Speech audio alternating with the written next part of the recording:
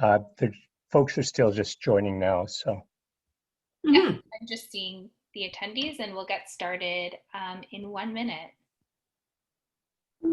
And just a note to the panelists, I'm just gonna ask you to put yourselves on mute in the interim.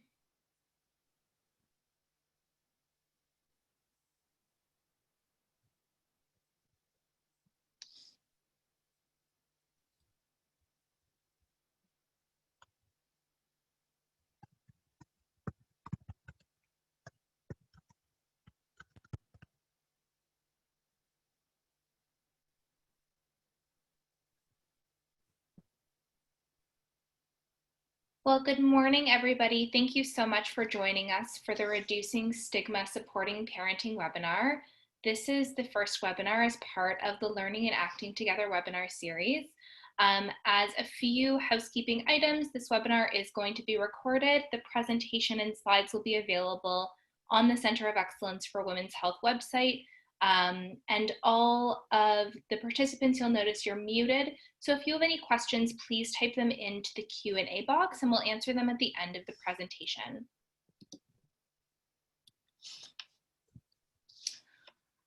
I want to begin by acknowledging the many territories on Turtle Island on which we reside and pay our respects to the elders past, present, and emerging.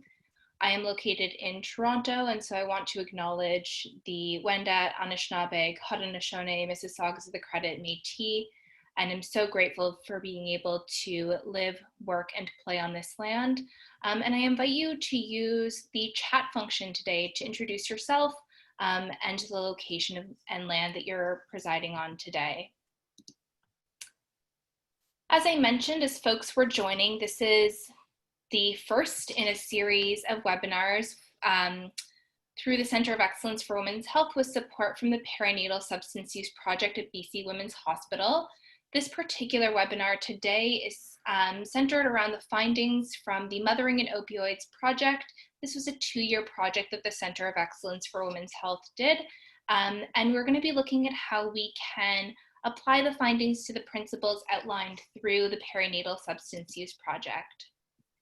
So before we introduce ourselves and our expert panelists, which we're so thrilled to have be joining us today, I really wanted to begin by orienting everybody to the discussion that we'll be having.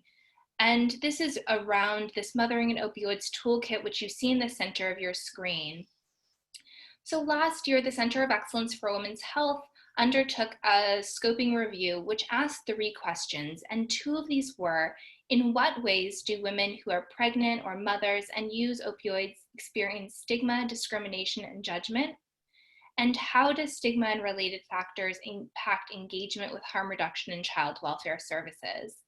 And so for this webinar, we're going to be going back to the findings from the review, sharing evidence on what work is being undertaken to support mothers who use substances, and how we can build upon the work from the substance use and child welfare fields.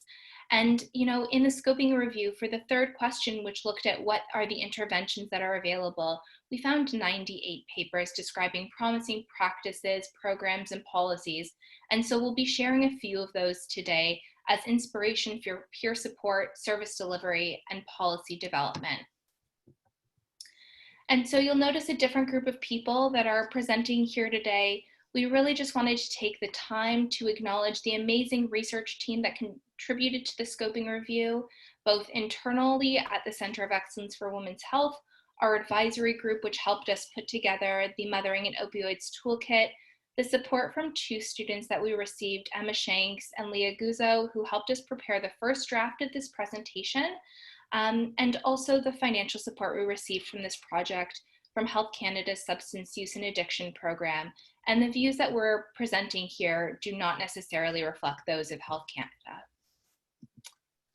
So I'm going to turn it over to Nancy Poole, the Director of the Center of Excellence for Women's Health. Yeah, so we always like to start the webinars with the learning objectives. So we are definitely going to, as Lindsay mentioned, describe the evidence-informed work being undertaken by the substance use, the child welfare, and fields, and both fields together to support mothers who use substances. We are going to involve researchers and service providers, policy analysts and planners, and women with lived and living experience in learning about and acting on improving the supports for mothers who use substances. And really try and promote discussion on how we can build on the work already being done. And reflect on how the principles that the Perinatal Substance Use Project have introduced, and how they can be brought into enhancing parenting supports for mothers who use substances. So we'll come back to them lots of times. The agenda is going to be broken into 4 parts. First, a kind of overview section on the barriers for mothers and the principles. Then we'll stop and have a panel discussion. Then we'll have another section that really goes more specifically into highlighting the parenting supports that are being offered by the substance use field, the child welfare field, and in collaboration, that we hope will be an inspiration for action. And then we're going to turn once again to the panel. And if you have questions, we'll definitely be hoping to begin to answer them there. If we don't get to them all, we can hopefully answer them by email. So here's who we have on tap today. I'm Nancy Poole, the Director of the Center of Excellence for Women's Health. And with me is Lindsay Wolfson, who's the Research Manager at the Center, who holds a Master's of Public Health, Social Inequities, and Health. And Lindsay's been responsible for research and collaboration on a number of projects at the Center that relate to Indigenous health and wellness, FASD prevention, the integration of gender, trauma, culture, and equity-informed approaches into policy research and practice. Now, our panelists there, you can see Karen Morris-Jones, who's an Indigenous youth worker for children in Vancouver and has a diploma in community support work and addictions. She's a self-identified Métis woman in recovery whose personal journey has involved growing up in the child welfare system, homeless and living on the streets, struggling with stigma and trauma associated with substance use, having her children apprehended, and fighting the system to get her 2 beautiful children back. She holds Indigenous health, culture, and safety at the forefront and hopes to influence the healthcare system through this lens in order to provide better, more respectful, culturally safe services through advocacy and sharing her journey with others. Deborah Power is the Provincial Director of Child and Youth Mental Health Policy Branch with the Ministry of Children and Family Development. She has a master's degree and is a registered clinical counselor. Her role as director involves leadership with the Child and Youth Mental Health Policy Branch's strategic and operational policy. But before her director role, Deborah was a clinical director with Intersect Youth and Family Services, a child and youth mental health contracted agency in Prince George. And she's practiced also as a school psychologist with School District 57. Susan Wright is the executive director of The Tree in Kamloops, BC. She's a mother of 2 and has been in recovery from substance use for 14 years. She's passionate about helping pregnant women and mothers who are experiencing challenges with substance use by offering help, guidance, and acceptance, utilizing both peer and professional supports. And finally, Tony Winteroth Elklane resides and works in traditional Stolo territory and is a member of the Hatchka and Statlium community located in the north end of Harrison Lake. Her present title is Healthy Children Specialist for First Nations Health Authority. She's the innovator of the Indigenized PCAP program, the Family Empowerment Team model, as well as the 2 Worlds Indigenous Parenting Program and the Indigenous Healthy Sexuality Program. So you can see we have a lot of expertise from a lot of different locations. Thanks, Nancy. So just as a way to orient us today, we want to just start by talking about stigma, and then we're going to move, as Nancy mentioned, into some of the ways that we're able to address stigma and related factors. And so stigma permeates in many different ways. Pregnant women and mothers who use substances are often judged and discriminated against.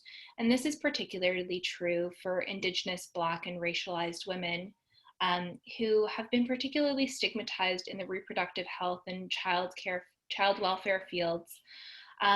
Women's experiences in the system really perpetuates mistrust and fear of apprehension. And even though judgment from service providers is a significant barrier to accessing services, providers are often unaware of their own behaviors and attitudes and how that can contribute to stigmatization. And as a result, it can lead to women internalizing the experiences, experiencing self-blame, guilt, and it can affect their own confidence in their ability to parent and stop them from seeking treatment at all. And that has very significant impacts, but it also permeates for women who are involved with multiple systems, who may experience high and competing expectations. These expectations may increase women's stress to perform as a good mother, encourage her to meet an unrealistic number of tasks that meet many different determinants of health, so needing housing, employment, to abstain from substance use, etc. And really, through working with women to identify and prioritize expectations, providers can support women to better achieve their goals, which can also help improve systems of care. And this is going to be a central theme to what we're talking about today. As an organization, a way that we've started looking at stigma is actually through the Chief Public Health Officer's Stigma Action Framework that I have included here. And this really outlines how stigma can impact at the individual, interpersonal, institutional, and population levels. And I think this is really helpful in how folks can think about how pervasive stigma is at these systemic levels and how it therefore affects women at an individual level. In how this is presented in the literature is, you see it in so many different ways. And this is one example where 10 pregnant women from 3 sites in Vancouver, Vandu, Purdonville, and Options were interviewed to understand what facilitated or inhibited women's engagement in recovery. And these were some of the cited barriers: fear and mistrust of the child welfare system, fear of failing to reduce substance use, lack of outreach and ability to access harm reduction services, and lack of gender and trauma-informed programs. And so it really highlighted that there was this need for collaborative relationships between the substance use and child welfare fields, and that programs need to consider multiple needs of women, such as housing, transportation, education, and inclusion of children in the recovery process. And so non-judgmental, strengths-based, and collaborative relationships can really integrate. And I think that's where we start off by talking about the principles from the Perinatal Substance Use Project. And here they are. And we'll come to these throughout all of these guiding principles as they apply to the interventions. And, just to appreciate that the substance use field has been doing a lot of thinking about the harm reduction principle in particular. And the child welfare field has really spent lots of time thinking about how to bring trauma-informed approaches in, and are really working on the integration of that work through this document.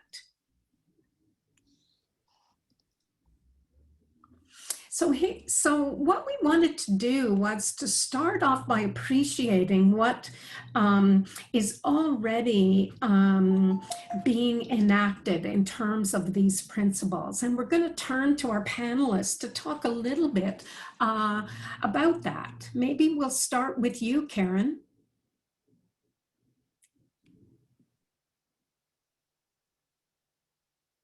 Yeah, maybe all of you can unmute yourself now so you're ready to jump in.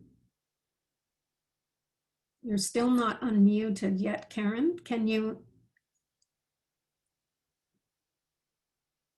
It's in the left bottom corner there.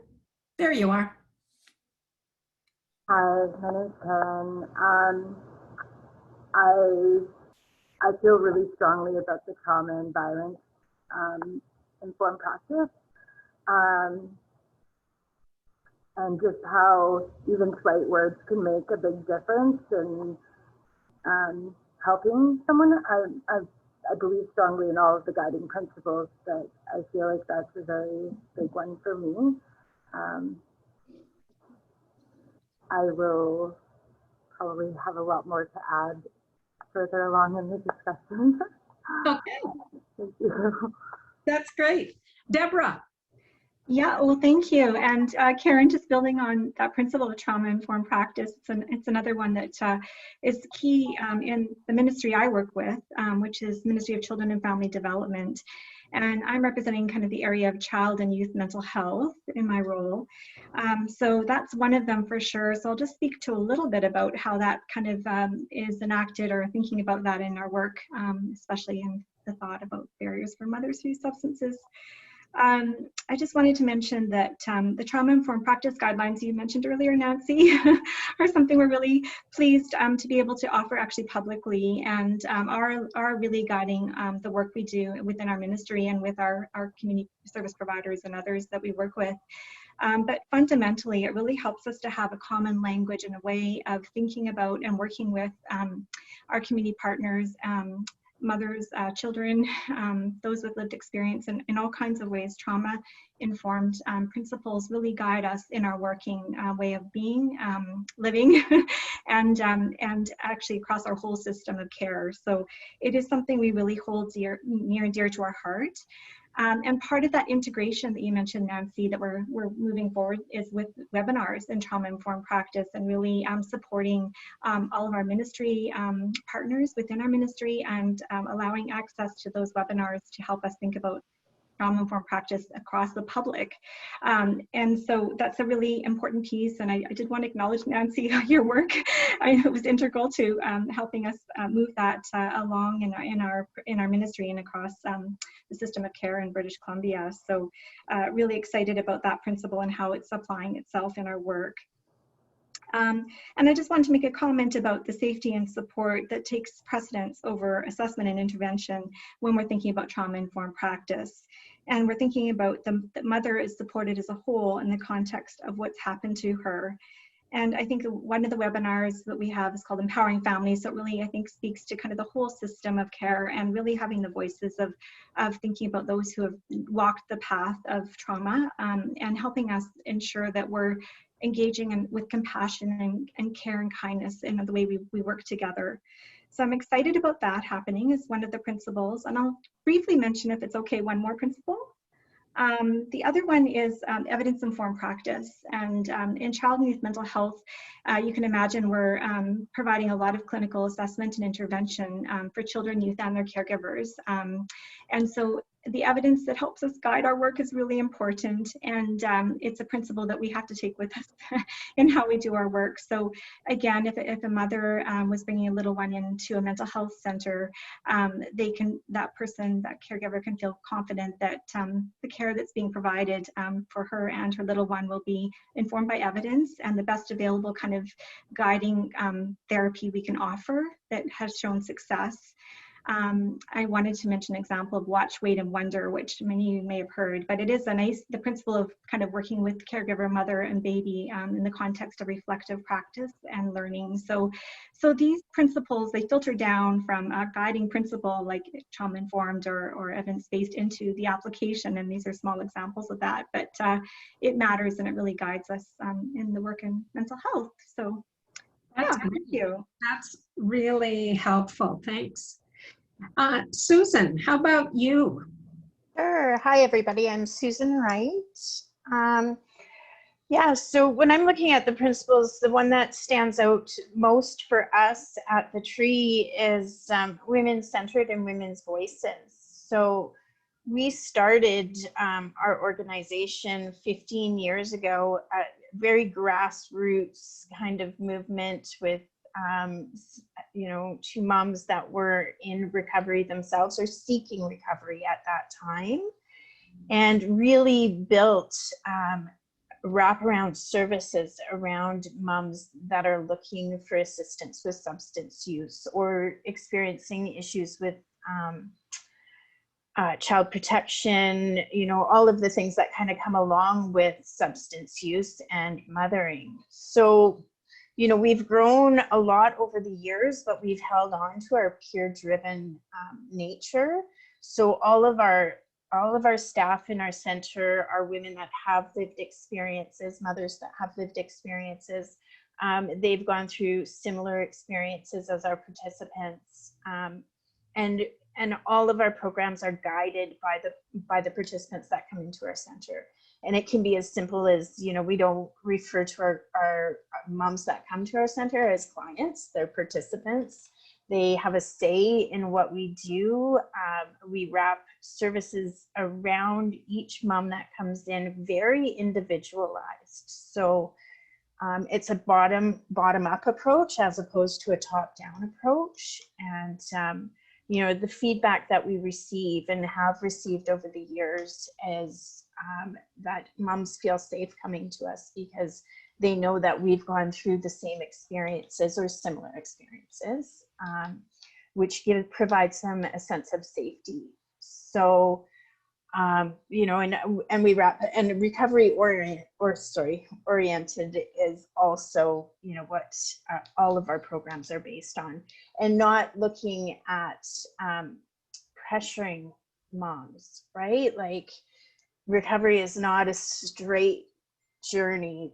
You're moving forward, 2 steps forward, 1 step back, 4 steps sideways, right? And not, there's zero judgment around that. Just really loving and accepting moms where they're at and doing what we can to help them. Brilliant. Thank you, Susan. Thanks. So Tony, how about you?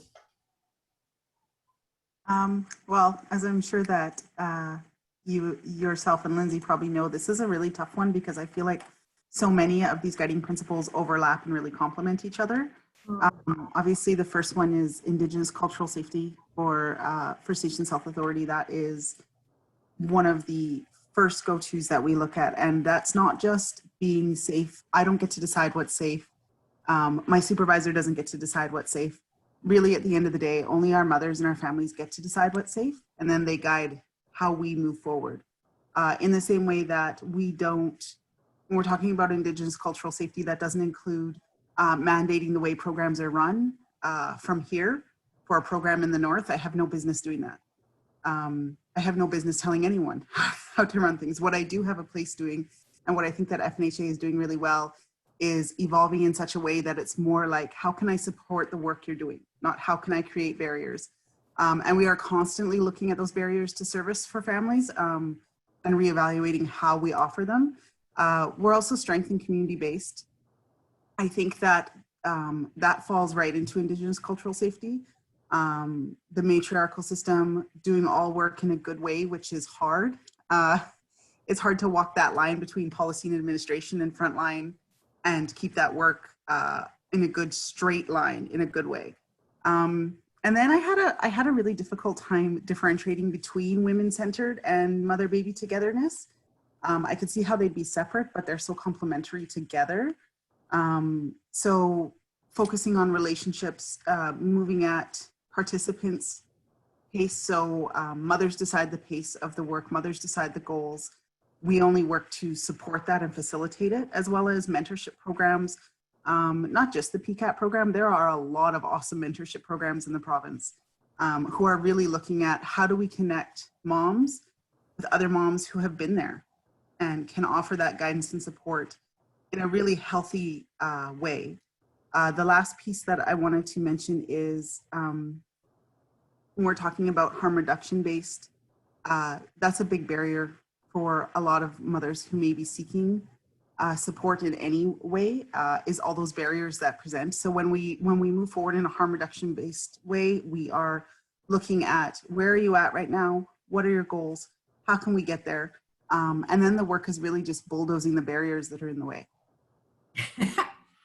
That's a great term, bulldozing the barriers. Well, thank you all for talking a bit about that, and we'll come back to you again after we've talked a bit more about the parenting specific ideas, but you sure have launched us in a good way.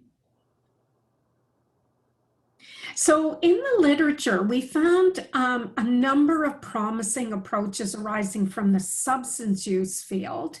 And you can see them here, pretty, not shocking. Offer treatment programming for mothers and children together, offer childcare, address the fear of child removal, recognize the importance of parenting in recovery, and addressing trauma and violence concerns and really attending to safety. So we found a lot of these approaches in the literature, but they're not as common as we'd like to see them in actual practice, particularly the first one. But the next slide offers an example, and really I think is an important one. Dr. Karen Milligan has led a number of published papers on the topic of integrating parenting supports within women's substance use treatment programs. And I think, this one is a really important one because it is about qualitative research that talks to women in 6 treatment programs that do serve mothers and children together in Ontario. And I just thought it was really important that the women, when they were asked about, what was helpful, really mentioned 2 different things as important. And I think it really helps guide what we need to do in terms of parenting supports. They mentioned counselors who practice non-judgment, empathetic listening, and supportive commitment to their success. So really thinking about creating safety, helping them with building relationship, and learning about emotional regulation, and how critical that trauma-informed part of the work is in parenting programs. But interestingly enough, they also mentioned this other side, that they saw counselors who simplified procedures and helped them navigate systems and reminded them about things with text messaging and offered coaching that was really tailored to their particular learning style was really helpful. So that idea about it being not only about emotional side of things, but also the cognitive side of things and the practical side of things, and linking up those in the context of parenting programs was really important for them. So you can really see a trauma-informed, women-centered, recovery-oriented approach in this. Now, in the child welfare side, we also saw lots of promising approaches, strength-based ones that focused on mother-child togetherness, recognizing the importance of parenting, again, as part of recovery, and supporting mother-child attachment. And we have one, example here about seeking safety that I think was a really great example. And, it being a strength-based approach to establishing a relationship between child welfare workers and parents and increasing parental empowerment. So really thinking about safety and focusing on strengths and resources and support networks. And really saw, the literature shows how, empowering parents in this way is really associated with a reduction in risk for child maltreatment and increase in women's support of social networks. And there's a number of groups that I've talked to in BC, from the Aboriginal agencies that MCFD supports, that are really strongly using this particular evidence-based approach. And what we're seeing, in addition to what's happening in the child welfare and the substance use fields, is often, while these sectors can be seen as disparate, there are so many opportunities for collaboration. And some of the most promising practices are actually being seen in collaboration and across the two sectors. And so this is one example. We found 6 different examples of home-based case management sort of programs that support recovering and parenting. And Parents Under Pressure is just one of the examples, and it's an Australian intervention that really helps build parenting skills and mood in families where substance use is present. And so parents participate in 10 1 to 2 hour sessions, and what the findings have really been, not only in the Parents Under Pressure, but in home-based sessions, is that there is such strength in being able to practice parenting skills and build upon your learning in a home-based way. And so you're taking all the skills that you would learn in a program and you're applying them to situations that are happening as they're occurring. And, you know, really it's done in an environment that is supportive and safe to women. And so you're seeing changes in substance use recovery, but also increased parent-child relationships, reduced substance use, and reduced risk-taking behavior. We're also seeing lots of success through attachment-based parenting programs. And so we've found 9 interventions that focused on attachment, and they could be seen in residential or live-in or outpatient treatment programs, methadone treatment programming, hospitals, or child welfare settings. So there's lots of ways in which we were seeing attachment programs be demonstrated. And Mothering from the Inside Out was, again, one of those examples in which you would have a 12-session parent therapy program for women that focused on restoring emotional regulation, human attachment, and promoting mother's capacity. So I think similar to what Tony was saying, in focusing on mother-child togetherness, we're also looking at women-centered and how those go hand in hand. And there's lots of, in the evidence for Mothering from the Inside Out, we were able to see that there was an increase in reflective functioning, and the mother-child diet was a lot more reciprocal. And so the quality of the relationship between mothers and their children really improved, as well as the attachment status. And that has been what we've seen in a lot of the parenting programs that are using attachment-based or attachment theory as the basis of their program, that mothers become more aware that they're repeating their own parenting experiences that they received as a child. They report feeling more positive about motherhood. There's this improved reflective functioning, and that there's really an understanding of emotional needs. And so you see how all of the principles of the Perinatal Substance Use Project, recovery-oriented, mother-child togetherness, women-focused, really play out in programs that focus on attachment. So we've seen an Australian one, a US one, and coming back to Canada, we have lots of great work being done in Canada on parenting programs and programs for substance using mothers. And the Breaking the Cycle is one program in Toronto that is both a child mental health center and offers programming for mothers with substance use concerns, and has been able to figure out how to integrate them. And their mother-child study really showed how women have often not experienced nurturing relationships and may have difficulty forming nurturing relationships, especially with their children. And so they talk about themselves as an organization-wide attachment program that is really focusing on attachment amongst workers and mothers and children, et cetera, really seeing that as a key part. And they see, these connections amongst substance use, trauma, and relationships haven't really been part of a standard substance use treatment.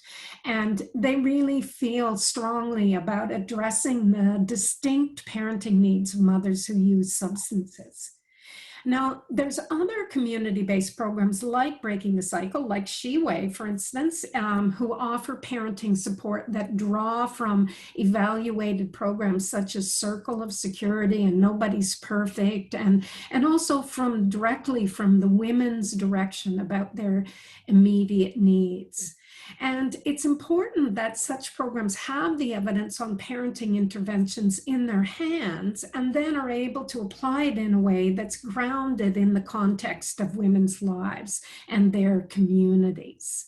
And these programs are definitely integrating the evidence for combining practical support and attachment-based interventions, such as the Milligan research found. And they're bringing in the principles of being trauma and violence informed, women-centered, harm reduction oriented, mother-child together, recovery oriented, and culturally safe. So I think there's lots to be proud of in terms of our work in Canada, in BC, and beyond. And I think we'd be really remiss to not talk about culture-led programs. And, when we're thinking about culture-led programs, unfortunately, there is less evidence, and that I don't think has any reflection on how effective these programs are, or that they're evidence-based, but just how they're reflected in the academic literature itself. And so we're borrowing here from the fetal alcohol spectrum disorder prevention field, where we have seen incredible examples of Indigenous-led programs that support healthy beginnings and that are driven by language, lineage, and land. And they really have an immense effect on supporting strength, independence, and self-determination. And so you do have programs in BC, for example. I know, Tony, it was talked about in your introduction, but the Family Empowerment Team out of Stalo, which uses the Parent-Child Assistance Program, a mentorship program, and a peer-led program but it also includes complementary services like Growing Great Kids, Stalo focused traditional parenting, Indigenous doula services, and a care committee for child welfare. And so you're able to see how all of these programs are working together to support within the Family Empowerment Team. And I think there's such an immense strength in the work that's being done there. And there are lots of examples from across BC and across Canada that come to mind that are driven by culture and that are Indigenous led, that are doing incredible work to link, the child welfare and the substance use fields, but they're really holistic and wraparound and support women in all the ways that they need support. And so really just wanting to take some time to focus on those within thinking about collaborative approaches. So now we're going to sum it up. The first thing we just want to say once again is that idea of collaboration and relationships at every level. And, this is an image from the Breaking the Cycle program's work that really talks about an authentic relationship-focused intervention holds mothers and their children together at the heart of program and service provision. And all services and programs are directed towards building relationship capacity between women and children and between women and others in their lives. And this includes the organization that's delivering the services so that women can build strong relationships with service providers and can see relationships being modeled by providers between within the organization, but between child welfare and substance use agencies, etc. So this is, I think really key, that relationship is at the center.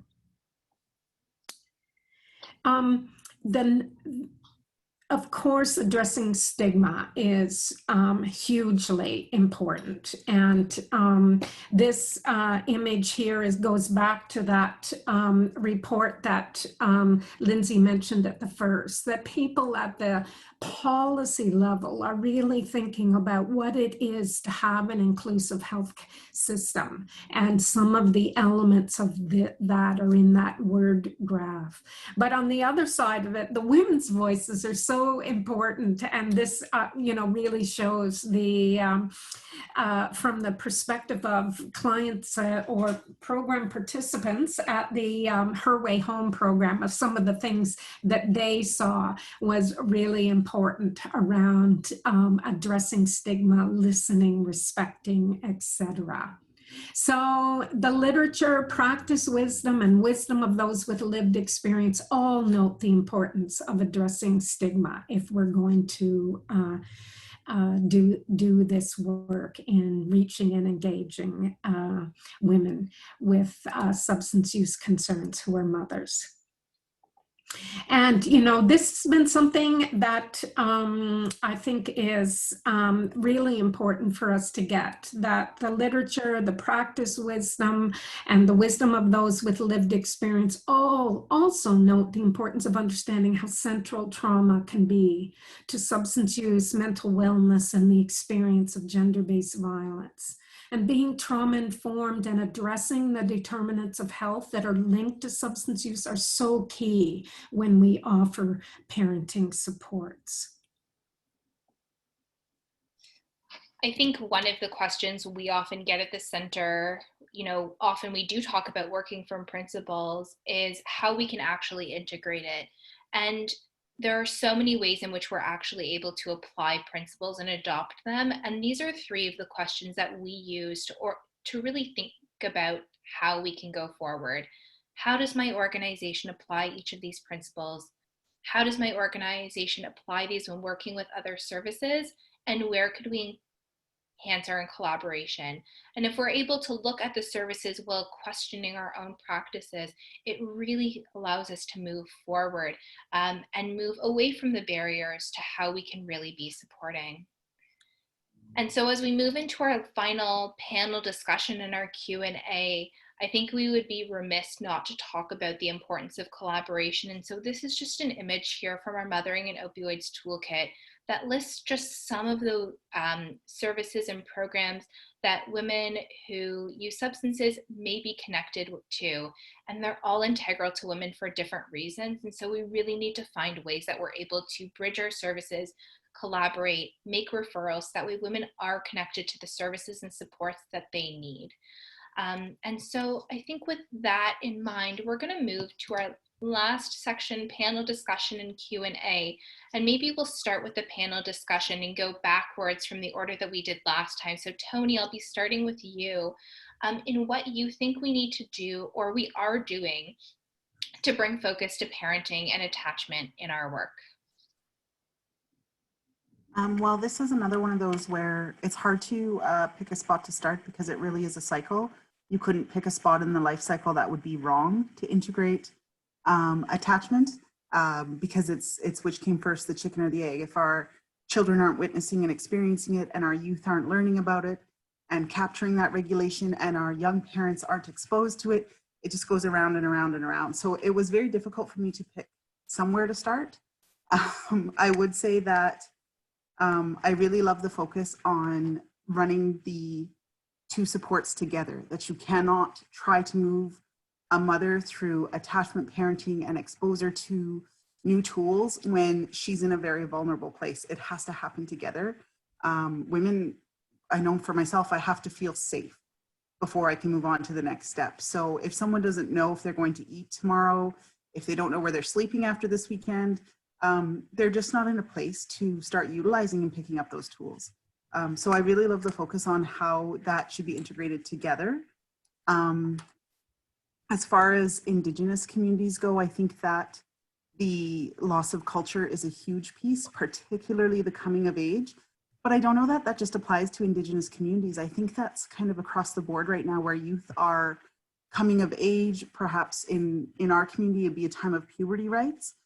But when we have the youth come forward and they learn the roles of an adult, they learn their role in society, they learn their ties to the land, they also learn who they are without all these modern social constructs. So youth today are developing their sense of self with all, they're just constantly bombarded from the media with all of these perceptions of how to be a man, and this is what this looks like. And I think that the loss of that is really a big part of where it starts. The second piece would be the loss of matriarchs, and that also applies across the board. I don't think that applies specifically to Indigenous communities. Here on Turtle Island, women's voices can be stripped, and it's difficult to find them again. And it's difficult to find that strength. I also want to talk about normalization of attachments. So bringing it back to just everyday around the kitchen table talks, not just a word that your community health nurses uses or that you might hear in mandated parenting classes. Attachment theory isn't a wild out there theory, and it shouldn't be intimidating, because I feel like every mother already knows how to attachment parent. It's an innate knowledge, that love and that unconditional support.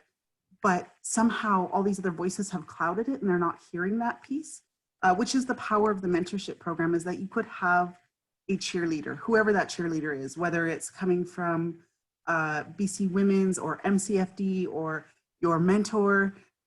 It's that voice saying, look how good you are at this already, right? Like, I know for myself with my firstborn, it was so empowering to have someone from an AIDP program say to me, wow, that baby can't get enough of you. Look at her. She just cannot get enough of you. And it was the first time someone had said that, and I was like, she can't. She can't. And so it's giving that to mothers, that beautiful connection, and cheerleading that and saying, you're already so much better at this than you think. Trying to negate out those other voices. So when we talk about bringing the focus to parenting, I think that when we're moving through this and looking at all these programs, the real power and the strength is giving the power back to women and to mothers. Absolutely. Thank you so much, Tony. Susan, what are your perspectives? Sorry, that didn't come out right at all. So when I think about our programs and what we work towards with parenting and attachment, our participants come to us at all various stages of issues going on in their life, let's say. So, many of our participants might have children that are in foster care, and we work very collaboratively with the child protection agencies here in town and try to establish, daily visits at our center with their children, especially babies, so that they still have that daily responsibility with their children, but they're doing it in an environment where there's other mothers that are, that have perhaps gone through the similar experiences and are able to mentor them. One of our programs, the Mothers for Recovery Support Group, is really the core of what we do. And that program is a mentorship-based support group where moms can sit in a circle with a counselor and talk about the issues that they experience around stigma and substance use and not knowing, not feeling secure in their parenting and, being able to voice how they actually, for real things without fear of being judged, and creating that safety network for each other. Our experience has been many of the participants that come to us do not have healthy natural supports in their lives. So we work really hard to help them build those supports with other moms that have, similar experiences, so that they can bounce those things off of each other, and they build like lifetime supports as opposed to just our 9-to-5 professional supports that can be given. And I think the nature of our programs, our participants, and this is pre-COVID, so on a daily basis, we have a drop-in program where participants, moms are coming together, they're building those relationships. And then if we we'll offer parenting programs within our center, so circle of security, those kind of attachment-based programs. And because they're our participants have built these relationships with each other, the learning happens very, like there's no like norming, forming, performing, like the different group dynamics. They're ready to go right away, and they're all learning these things together. So they then take that and bounce those things off of each other on a daily basis. You know, yeah, that's kind of my gig is peer support, mentorship, bringing those in. Yeah.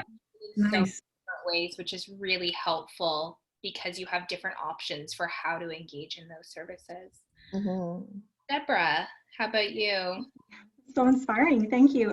Yes, I was just thinking along the same lines as the others that have spoken, that from the Ministry of Children and Family Development, you know, bringing the parenting and attachment together, that word we've used so many times already today is collaboration that comes to mind, and that relationship-based way of how we work together.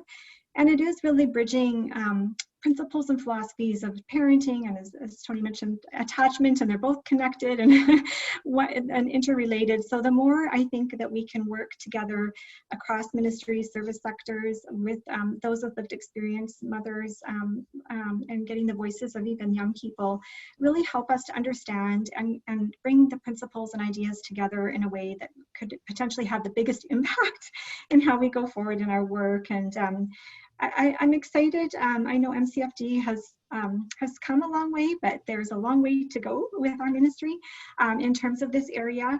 But I was just going to mention that we do have a strategic framework in place that actually tries to bring in that philosophy of collaboration into our work. And it is like the short-term, medium-term, and longer-term goals, recognizing it's all done in partnership. But two of them that stood out for me, I thought I'd just mention as we're working toward, are recognizing the rights of Indigenous families and communities to retain responsibility for the upbringing of their children, and that MCFD is working in collaboration, there's the word, with Indigenous people to design and implement restorative policy and practice. So that's a big one with collaboration woven right into it.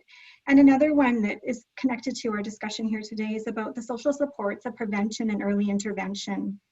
And our ministry is shifting really toward the intervention earlier on, sooner than later, and holistic ways and approaches to family, where we're strengthening and prioritizing resources for families based on their needs and in collaboration with communities and partners. So those are two examples I think our ministry is driving towards bringing this focus in. And I thought I'd mention them. It certainly isn't something that's a fait accompli, but I know many of you on the call here will have examples you could share that demonstrate we're moving along. And the last point I'll make really quick, I know we're short on time, is just a pathway to hope. Many of you might have heard of this, but it's a government's strategy in terms of addressing mental health and substance use concerns across the continuum of care. And it's across all ministries in British Columbia that are working collaboratively. And that's another example I thought I'd just share with a lot of great initiatives many of you are part of, I'm sure. So thank you for that. Thank you. You packed a lot in. I did. And Karen, how about you? What are your thoughts on this question? I really feel like everything they said is great, but yeah, it's really like strength-based talks with the mothers to recognize their strengths too, because I think that due to stigma, a lot of women are very feel hopeless in like their ability to parent, and like just feel really questioning on their own ability to parent, and just having a lot of peer support is really crucial, because if someone else can see somebody else like and hope that they've been able to make it and parent positively, and somebody that they can role model after, that's really helpful. And I just think that like just reinforcing that they're worthy, because growing up in or just living in a society that has so much stigma, it really affects the mother to the core, and mothers forget that they have that ability and that they are the best person for their child. So yeah, I think peer support is really really crucial. Karen, you definitely left us with some powerful words and things to reflect on as we close today. And thank you so much to all of our panelists for the immense amount of wisdom that you shared today. You know, we can look at the literature, but I think it's also really important that we recognize experts in the field as well as multiple forms of evidence. So thank you very much. There's some great questions, which we probably don't have time for. But the main point, I think, Lindsay, is that, you know, when you work from principles, you can apply them in a lot of different contexts, no matter what kind of worker you are or what your role is. And really important to be thinking about how we really fundamentally change that disconnect that happens with when women realize they're pregnant and are afraid of what the system response will be. And hopefully by bringing representatives from all these different locations, we can start to really consciously think about how we communicate in a way that projects that we're working from these principles. And Nancy, I'll say I actually can't see the Q&A, so I'm relying on you. But one additional comment I would make is throughout this presentation, we referred to the Mothering and Opioids Toolkit. And part of why we refer to it is because it does have a lot of tools that have us thinking about how we can be addressing stigma and related barriers, no matter what field you're coming from. And so tools for different types of providers that can be used organizationally or individually to start the thinking. And I think those sorts of resources can be really helpful for all of us because we do all come with inherent biases. But as Karen mentioned, there is an immense amount of strength and mothers do know best. They know what's best for their children. And so if we're able to sort of bring this knowledge and increase it while we're able to, you know, assess our own biases and practices, it can be really profound and have immense effects.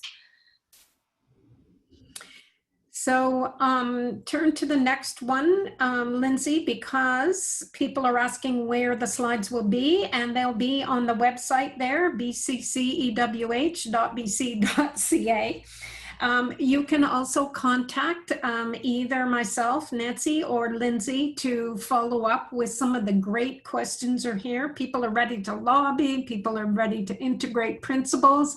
And so it's so heartening to think about this. And we'll definitely keeping a recorded version on our website in case that's helpful in those efforts.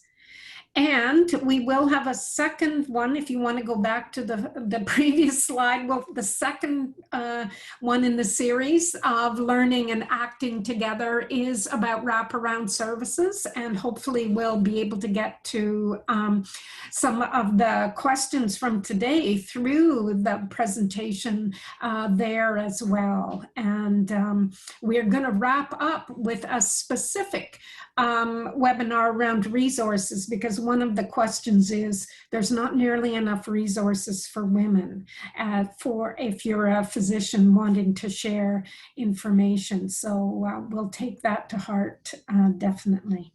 So thank you all for participating today, especially the panelists, but all of you who came, and hope that is really helpful to your work with mothers.